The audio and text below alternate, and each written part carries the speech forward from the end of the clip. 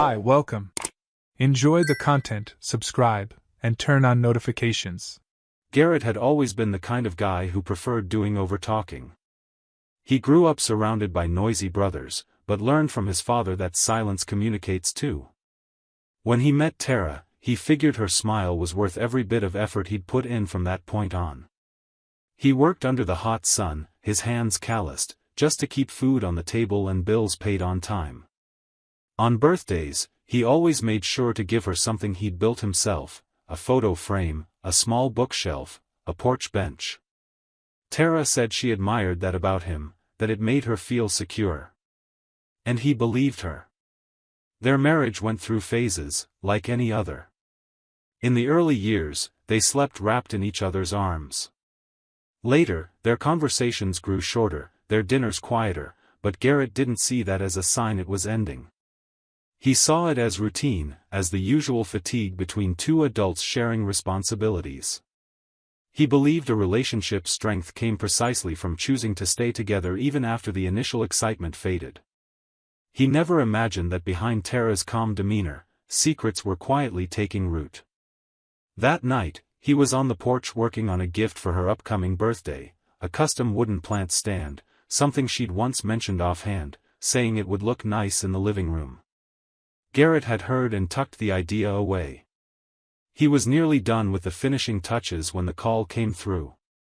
Tara's phone, connected to the living room speaker, answered automatically. At first, he didn't pay attention, assuming it was just a work call. But then he heard laughter, a man's voice. Curious, he instinctively stopped. Tara was speaking with intimacy, saying things he hadn't heard her say in months. She giggled like a teenager. And then, amid hushed, conspiratorial whispers, the words slipped out like a dagger, "I'd give anything for Garrett to disappear forever. It would make our lives so much easier." That sound froze everything inside him. His hand still held the sandpaper, but his fingers went limp. He didn't move. The words kept echoing, as if spoken deliberately over a loudspeaker just for him to hear. He tried to think of an excuse, maybe it was sarcasm, exaggeration, momentary frustration. But her voice held no hesitation. It was a genuine wish. She wanted him gone. Time seemed to stop. The rest of the conversation no longer made sense to Garrett. There he stood, flesh and blood, listening to the woman he loved plot his absence as if he were nothing more than an obstacle. The same man who washed the dishes while she watched shows, who maintained the house, managed the budget spreadsheet, and left sweet notes stuck to the fridge. He could have walked into the living room right then, confronted Tara, demanded answers. He could have yelled, asked how long this had been going on, thrown the phone against the wall, done anything at all. But he chose silence instead, a heavy, deep silence, fuller of meaning than any argument. He put the sandpaper back in his toolbox, looked at the unfinished stand, and closed the lid like someone closing a chapter. Inside his head, the world he knew lay in ruins. But on the outside, he was still the same Garrett. Calm-faced, he went back inside, washed his hands, ate something simple, and went to bed next to the woman who, just hours earlier, had wished for his disappearance. She didn't suspect a thing. She lay down peacefully, as if nothing had happened, maybe even with the ease of someone who thought she was fooling a fool. And there, in the same room under the same roof, Garrett began crafting the most meticulous plan of his life. In the days that followed, he watched Tara with new eyes. Every gesture now seemed like theater. When she asked if he wanted coffee, he'd smile and thank her quietly, but inside he saw each word as an insult. He felt the bond between them had snapped, and she carried on as if she were the sole lead in a story where he was just background scenery. He started noticing details he'd once ignored, the odd hours, the laughter from her room while she claimed she was talking to her sister, the lunches with office colleagues. Every piece fit perfectly. But he didn't feel wild rage. He felt something denser, more calculated. He was in mourning, not for her, but for the man he'd been until he heard that call. From that day on, he stopped making plans for the two of them. He began thinking of the future as something solely his own. He examined everything with cold detachment, looking at every corner of the house like someone assessing the value of something soon to be sold. In the days after that night, Tara started noticing something different about Garrett. He still woke early, made coffee, washed dishes, took out the trash. But there was something missing in his eyes. It looked like polished emptiness, a kind of practiced calm. Tara, however, interpreted it as fatigue or monotony. She figured their marriage had entered a lukewarm phase, where everything was predictable. She believed Garrett was still the same steady man, incapable of reacting, and that reassured her. Between meals, she mentioned she planned to take a 2-week trip to clear her head. She said it like someone asking permission to breathe. Garrett dried his hands on the dish towel, gave a slight smile, and replied, "I hope you enjoy it." She took that as approval. To her, it meant total freedom, a husband who didn't question, investigate, or get in the way. What Tara didn't know was that behind that quiet smile, Garrett had already begun dismantling, piece by piece, the life they'd built together. First, he dealt with the car. That vehicle was Tara's pride, bought with his sacrifice, countless overtime hours and weekend shifts. She called it, "my little treat," as if it had magically appeared. Garrett knew she hadn't been using it much lately. She'd been catching rides with friends or using rideshare apps, claiming it was more convenient. He used that to his advantage. He told her the car needed a lengthy inspection and that he'd leave it at the shop. Tara nodded without a second thought. 2 days later, he finalized a deal with a dealership and walked away with cash in hand, tucked into an envelope at the back of his toolbox. Next, he called a real estate agent. He asked to list the house for sale urgently. He spoke little, stayed direct, accepted a quick appraisal. No delays. Meanwhile, Tara browsed hotels on her phone, tried on outfits in front of the mirror, and chatted with friends about starting fresh. Garrett watched but said nothing. Inside, every move he made was another brick removed from the home they'd built together. He quietly canceled their joint accounts, changed passwords on services, blocked additional cards, and began transferring money into an old personal account she didn't even remember existed. He called a lawyer recommended by a coworker, explained he wanted a clean divorce with no court appearances, and asked that all documents be delivered to her parents' address while she was away. He didn't want confrontation. He wanted closure. One night, while sorting documents into a folder, Garrett glanced at a photo of them on the shelf. It was from a Christmas when she'd cried with joy over a gift he'd made himself. He stared at that image for a moment. He no longer saw a couple. He saw a man who believed love was enough and a woman who'd taken advantage of that. He felt a mix of pity and clarity, not for her, but for himself, the man who'd given his heart to someone who never deserved it. He closed the folder, tucked the photo into the back of a drawer, and took a deep breath. This wasn't just an exit plan. It was a planned demolition. Every move he made had a purpose. By the time Tara returned, she'd come back to a world that no longer recognized her. And for the first time, Garrett felt he'd regained control of his own story. On the day Tara left, Garrett drove her to the rideshare pickup spot. She walked down the steps lightly, smiling, excited about 2 weeks to focus on herself. She carried a new suitcase, wore sunglasses, and had a look of relief on her face. She gave Garrett a quick kiss, thanked him for helping with her bags, and said she'd send updates. He responded with a gentle nod and watched the car disappear down the street. Once it was out of sight, he went back inside and closed the door carefully, like sealing a chapter. He was on a tight schedule. Boxes filled with her belongings were already organized in the back bedroom. Over the past few nights, he'd patiently sorted every item: clothes, books, childhood mementos, shoes, perfumes, photos, even things she kept locked in drawers, like old letters and diaries. Nothing was left behind. He wrapped everything in bubble wrap, labeled it, sealed it with tape, and stacked it methodically. To avoid suspicion, he'd told Tara he'd use her trip to repaint the whole house, something she'd always wanted but never prioritized. That way, moving furniture and temporarily losing personal items seemed perfectly natural. The moving company arrived that afternoon, and Garrett calmly signed the pickup papers, listing her parents' address as the destination.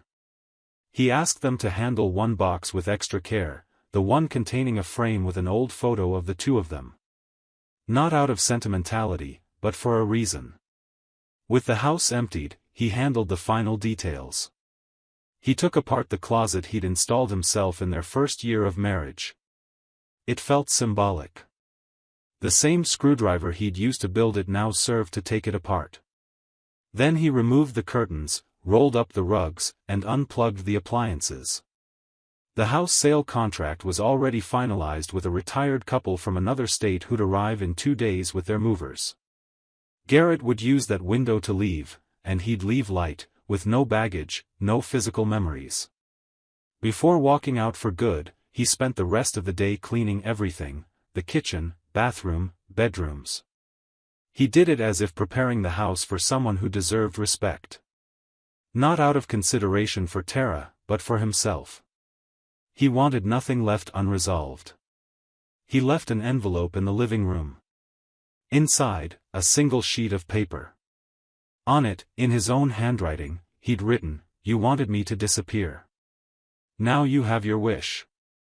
Next to the note, he placed the frame with their smiling photo in front of the Christmas tree, the same image that had paralyzed him the day he decided to leave.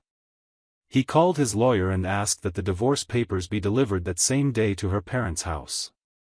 He added a simple copy of the house deed to the envelope, stating he wouldn't contest anything. There was no dispute. There was only an ending. On his phone, he deactivated his main line. Before turning it off, he deleted linked accounts, erased his social media profiles, and made one final backup of personal documents onto an external hard drive. He locked the phone in a garage drawer. Then he inserted a new, untraceable SIM card into an old phone. It would be his only point of contact with the world if needed. For all intents and purposes, Garrett had vanished. With the remaining money from the car sale and part of the savings he'd set aside, he bought a ticket to a distant town, a place where no one knew who he was, where he could start from scratch. His luggage held only clothes, a folder of documents, and a small toolbox. Enough to rebuild his life elsewhere. He left everything else behind, as part of a story that no longer belonged to him. That night, he slept on the living room floor, on a folded blanket. The mattress had already been picked up by the buyers. The house echoed with emptiness, but inside Garrett there was silence and resolve. For the first time in years, he felt every choice was truly his own. Tara's absence wasn't a wound, it was relief. He wasn't running away. He was leaving for justice. The next morning, he left early. He dropped off the house key at the real estate office, signed the final transfer papers, and took a taxi to the bus station. During the ride, he looked out the window without attachment. The streets seemed ordinary, traffic lights worked, people hurried across intersections. Nothing hinted at what had happened. It was as if the world hadn't noticed an entire marriage had been quietly, precisely, and respectfully dismantled. He boarded the bus with the same care he'd used to close every door, peacefully. He sat down, adjusted his backpack on his lap, and closed his eyes. The engine started. And with it, Garrett left behind not just a woman who'd wished for his end, but the version of himself who'd believed love could withstand anything. Sometimes, enduring means knowing exactly when to walk away. Without warning. Without an audience. Just go. Tara returned from her trip feeling like everything would work out. She'd gotten a fresh tan, taken enough photos to fill her social media for weeks. She felt light, as if she'd shed a life that no longer fit her. As soon as the ride-share pulled up to the house, she stepped out unhurriedly, holding shopping bags full of souvenirs. She smiled at the driver, thanked him, and started walking toward the door, expecting the usual routine: unlock, drop her bags, flop onto the couch. But when she turned the doorknob, the door wouldn't open. She figured Garrett must have changed the lock for security and forgotten to tell her. She rang the bell, called his phone. It went straight to voicemail. She tried twice more. Nothing. After a few minutes, an older man opened the door. He looked kind but puzzled. He asked if she needed help. Tara said this was her house. The man calmly explained he'd bought the property the previous week and that the former occupant had moved out before his own movers arrived. He showed her the sale papers, contract, and deed, all legal, all signed by Garrett. Tara stepped back, confused. She double-checked the address. It was correct. This was her house. The car wasn't in the garage. Through the window, she saw no furniture either. She paced in circles, calling friends, co-workers, her parents. When she finally called her mom, she heard, "A huge delivery arrived here last week. I thought it was for a renovation. There are boxes labeled with your name even in your sister's room. And there's an envelope on your bed." She hung up without responding. She ordered a rideshare and headed straight to her parents' house. When she arrived, she practically ran up the stairs. She pushed open the door to her old room and saw everything stacked as if her life had been mistakenly returned. On the bed sat a white envelope. Inside, just one sheet with a handwritten sentence, "You wanted me to disappear. Now you have your wish." Next to the envelope was the frame with their photo from their first Christmas tree, the same one she'd once said she loved. She sat on the edge of the bed, holding the note.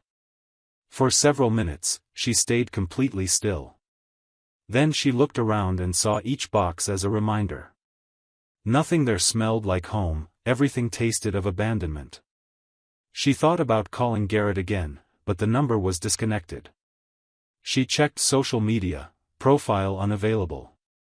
Email, blocked. He'd done exactly what she'd wished for in that call, disappeared. Friends started texting, asking if she was okay. Some mentioned noticing Garrett's photos vanishing from her profile. Others wondered why she hadn't posted anything about her husband during her trip. None knew the truth. Tara chose silence. She told them she was reorganizing things, that everything was under control. Inside, she was in ruins. She contacted the couple's former lawyer. He confirmed the divorce was underway and that documents had been delivered the previous week. He said Garrett wasn't contesting anything, not assets, not money, just wanted everything finalized as quickly as possible. When she asked where Garrett was, the lawyer said he didn't know. All instructions had come via email and phone calls from different numbers. He ended the call politely and hung up. Back in her parents' guest room, Tara spent days unsure where to begin. She wore old clothes, ate in silence, and cried in the shower so no one would hear. She tried to recall signs, moments when Garrett had acted differently. She thought back to the days before her trip, the cold conversations, vague answers. She'd assumed he was just sad or tired, like her.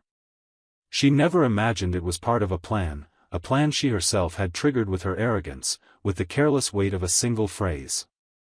One day, she went to Garrett's workplace.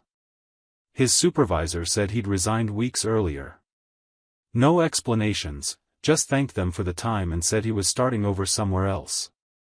He'd left with his head held high, settling all accounts. His name had become a clean absence, leaving no trace. Co-workers praised his composure until the end, unaware that behind that calm lay an irreversible break. With no other option, Tara moved into one of her parents' spare rooms. She shared the space with boxes from the move. She tried to carry on as if it were temporary. She started going out less, avoiding meetups, ignoring invitations. When the lover heard she was homeless and out of contact with Garrett, he vanished too. Said he needed space, that all this was too much for him. She was left with the bitter taste of a choice with no return. For the first time, she felt what Garrett must have felt hearing those words echo through the speaker. Only unlike him, she had no plan, no way out. Just the echo of her own mistake. Tara tried to keep up appearances at first, but soon realized something had broken for good. The lover, who'd once seemed like a promise of a new life, pulled away as he saw the chaos surrounding her.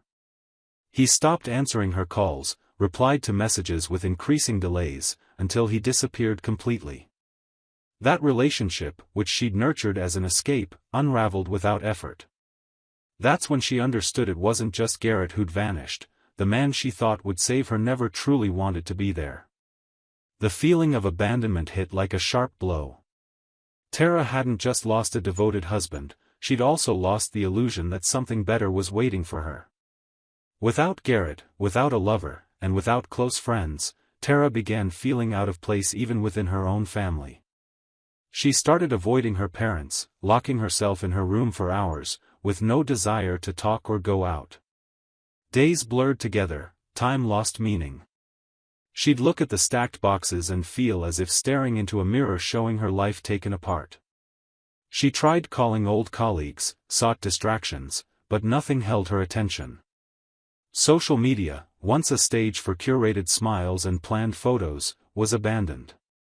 Every old post now seemed an ironic record of a time when she thought herself clever and free, but was actually walking straight into emptiness. The lover showed up one last time to end things for good. He said he didn't want drama, that he wasn't ready to emotionally support anyone. Tara just listened in silence. She didn't argue or beg. The weight of what she'd done outweighed any anger. Watching him leave, she realized he'd never been a real option, just a fantasy she'd created to escape a routine she herself had failed to appreciate. The door closed, and the room grew colder. That was the final thread snapping. Right there, she felt a void that wasn't just loss, it was recognition of who she'd become. The following days sank slowly into sadness that turned into depression. She began sleeping at irregular hours, forgot to eat, lost interest in small things. Her once proud gaze dimmed. Conversations with her mother grew brief, and her mom started urging her to seek professional help. Tara resisted, ashamed. To her, this wasn't an illness, it was punishment. A punishment she'd brought on herself when she realized there was no going back. Garrett wasn't hiding, waiting for an apology or planning a reunion. He was truly gone. And for the first time, she felt powerless over everything. Deep down, she began to understand that all her pain was the consequence of choices she'd made. Garrett hadn't destroyed her life, he'd simply left it. The lover hadn't rejected her, he'd just revealed who he always was, an escape with no destination. Depression hadn't arrived suddenly, it was the result of a chain of actions she herself had nurtured. Alone, surrounded by boxes and memories, Tara realized she'd traded stability for emptiness, dedication for neglect, and true love for an illusion. And in that realization, for the first time, she didn't feel anger toward Garrett. She felt only a quiet weight, a pain that didn't come from outside but from within, the exact reflection of what she'd wished upon him, now turned against herself. Thank you for watching the video. If you enjoyed it, don't forget to subscribe to the channel and turn on notifications so you won't miss any updates. See you next time.